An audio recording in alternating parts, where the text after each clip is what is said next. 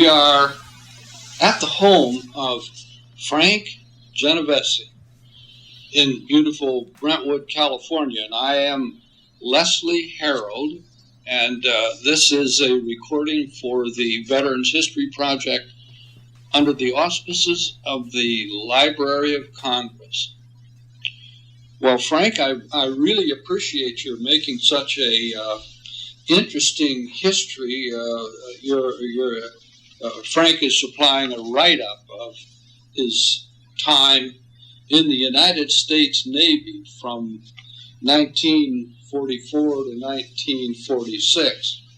He was in a very important role in the Navy, and that is transporting people from the vessels into combat situations and transporting wounded and supplies back and forth. Did you ever get seasick? Oh, yeah. We were on maneuvers on the East Coast, Little Rock, Virginia, and that's my first experience. I guess I might also say probably my last one. I felt a little woozy from time to time, but nothing that was disturbing. Oh. Can you describe for us what an amphibious, were they amphibious tractors you... Well, that's a landing ship medium, the ship that I have. We transferred Marines as well as the Army tanks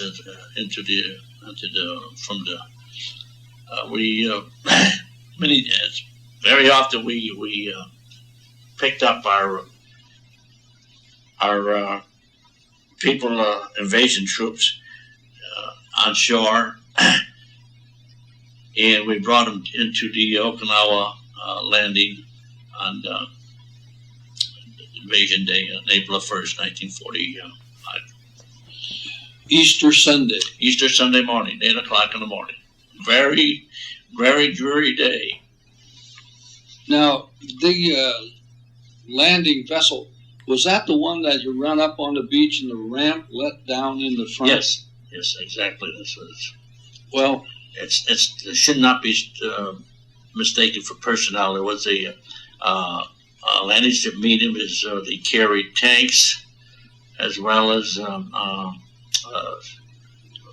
jeeps, and all certainly personnel too.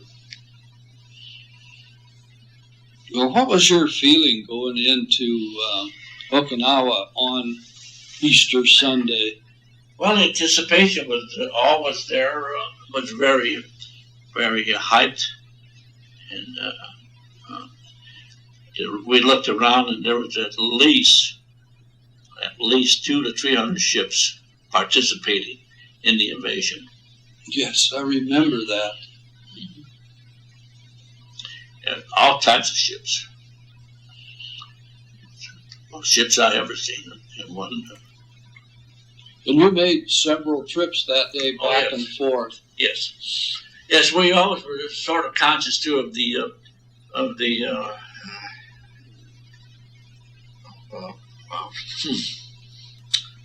tide going in and out.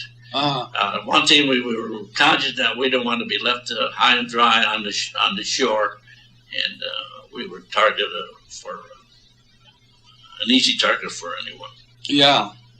And one of the things that were scared us the most was the airplanes coming into the shores, the kamikaze pilots. Yes.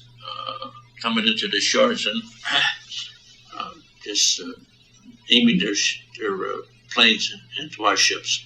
Yeah. Did you see any of the kamikazes? Oh yes, constantly. Were they there on Easter Sunday? Oh yes, they were, but they weren't. It seemed that once we were on the shore, we didn't have any. We didn't get any kind of a combat. It was several hours later that we start seeing action. The resistance began. The resistance began, yes. And were you in any of the typhoons there in Okinawa? The typhoons came later when we were we had to participate in the occupation of Japan. We had to transport personnel as well as tanks and jeeps from Okinawa to Japan. And we traveled the South China Sea, which, in my estimation, is the most rough seas we ever participated or encountered. I would say at least 2 to 3 typhoons during those 3 different voyages from Okinawa to Japan. So you were all set to participate in the invasion of the Japanese mainland. Oh yes, we as soon as the Okinawa was invasion was over, we participated in practicing more landings and getting ready for the big invasion of Japan. Where were you when the atomic bombs were dropped on Nagasaki and Hiroshima? Yeah, that was in August of 1945. It was just maybe concluding the invasion of Okinawa and getting ready to depart Okinawa. So you were off shore at the Okinawan Islands. On board ship. On board ship when that event occurred. You were there also then when Germany surrendered earlier. Oh yes, earlier. That was earlier. During our invasion of Okinawa. Yes.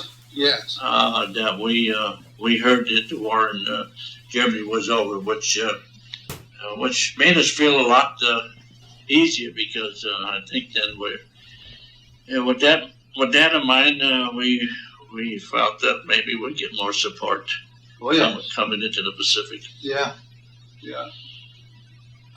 As I recall, there was a time when at noon on a particular day to celebrate the German surrender, all the guns on the island and in the ships and all were to fire around at a certain... Do you remember that? No, I don't. No, I remember when Ernie Pyle got killed. Oh, yes. That was a shame. That was on Aishima.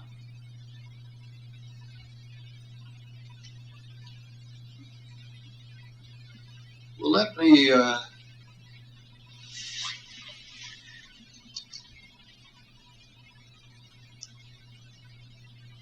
Were you married at that time, Frank? Yes. Yes, I was, and I have one child. When you were over there? Yes. When did you get married? In 1941. Oh, in 41, before you went in. Oh, yes. Yes, I was married November 15, 1940. And my daughter was born in 42. Of course, I entered the Navy in 44. And were you inducted into the Navy? Well, I rather had the choice of going into the Navy than any other services. So I took that advantage. So you were inducted. Yes. Well, do you maintain contact with any of your buddies from that time when you were in the service? No, I lost contact. Yeah. That happens. Well, what did you find the most interesting about serving in the amphibious forces? Well, it's certainly an experience that one encounters, and it's an experience that you'll never forget. And, hopefully, you'll never see it again. Yes, hope so. Yeah. But since that time, there were several conflicts that occurred. Yeah. Did you get ashore on Okinawa? Oh yeah, many times. Yeah. What did you do? The beaches were quite different from the regular beaches that we encountered. The action we didn't see too much action, but the Japanese seemed to be laying further back on shore. But of course the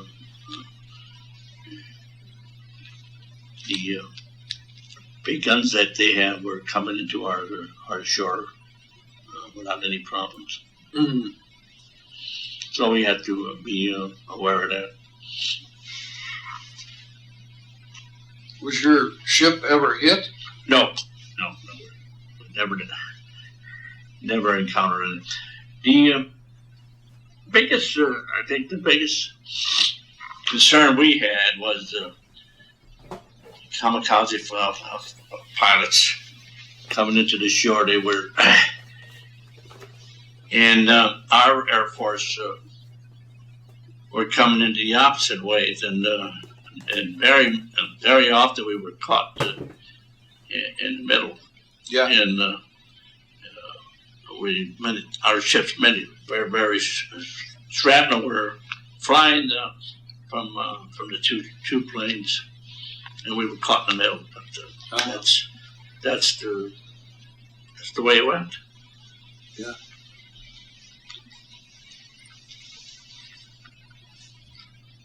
So when you were discharged from the service, what did you do then? Good question. I didn't know at that time. I was sort of a little confused what I wanted to do. So I went back to, I think, working in the defense plant, which I left at the time, entered the service. And it wasn't long after I contacted romantic fever, and I spent several months in a veteran hospital at Heights, Illinois.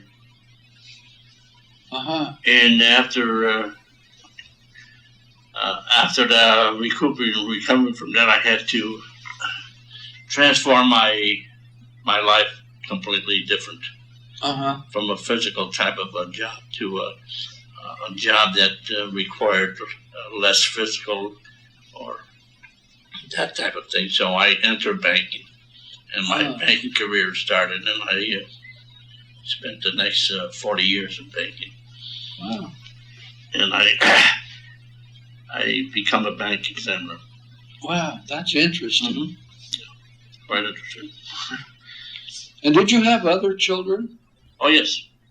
I had a son that was born in 1947, another daughter in 1952, and another daughter, third daughter, fourth child, in 1955. Ah, that's wonderful. And you stay in contact with them now? Oh, yes. Yes. Do any of them live around here in Brentwood, California? Yes, I have a daughter living in San Jose. Another daughter, my oldest daughter, lived right here in Brentwood, and daughter live in California, in Koala, California, Northern California. Oh yes. And my son is president and CEO of corporation in Houston, Texas. Ah. So you get to see at least you get to see your daughters frequently. Yes, I do. And your son whenever you can. Oh, yes. Yeah, that's great. Yeah, I'm very proud of my people, my family. Yes, of course. And they're proud of you for your service and your contribution to the war effort of World War II. We all did our part, and you certainly did yours. And anything else you would care to add to this history? Oh, yes. You know, we were at the time of signing the peace in Tokyo Bay.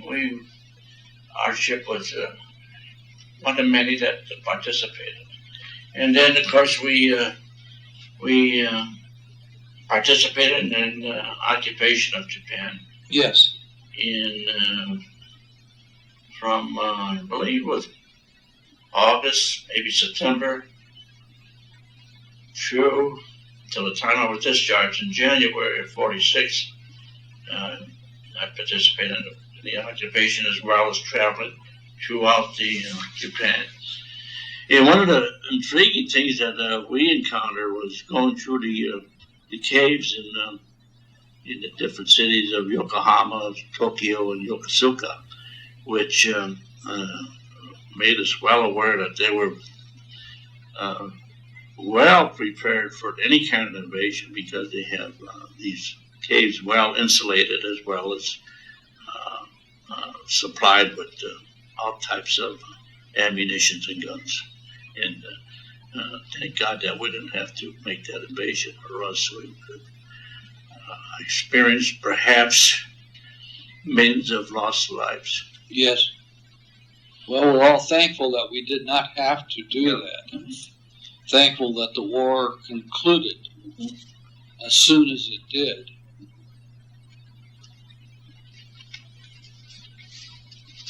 Did you want me to say anything of this, or No, that's fine. you want to just make a copy of this? Yeah. Yeah, what we're referring to now is a marvelous history that Frank has prepared, which will be sent along with this tape to the Library of Congress. And on behalf of the Library of Congress, I'd like to thank you, Frank, for your participation in this Veterans History Project. And we're proud that your service will become part of the nation's memory. Oh, I just gave it a thought too that I also participated in the liberation of the Philippines Islands. Oh yes, that's right. That's what's very intriguing, going through all those different islands and preparing and as well as transporting different branches of service through different islands in the Philippines.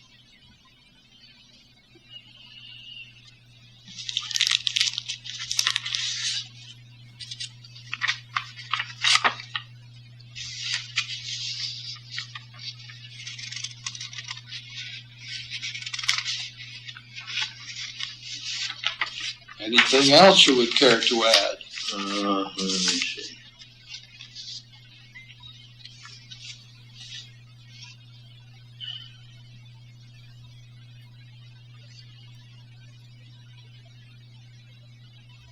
Well, we spend a lot of time in the West Coast training for this particular invasion.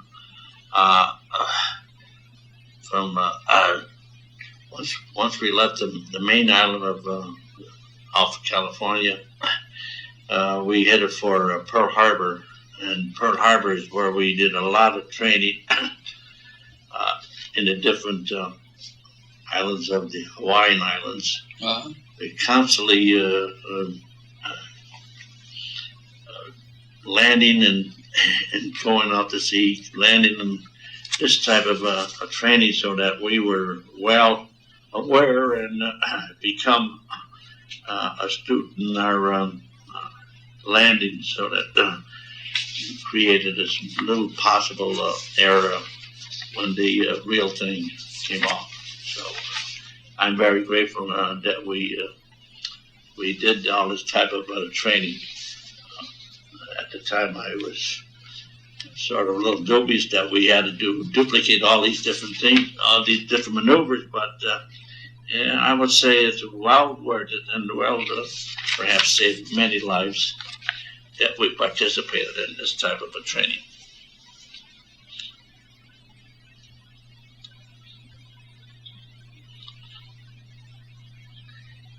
Fortunate when we went into Pearl Harbor, we seen all these battered ships and half-sunken ships in there. Yeah. It left it dumbfounded. Yes, it was tragic. Tragic. Well, thank you, Frank. We appreciate your participation. My pleasure.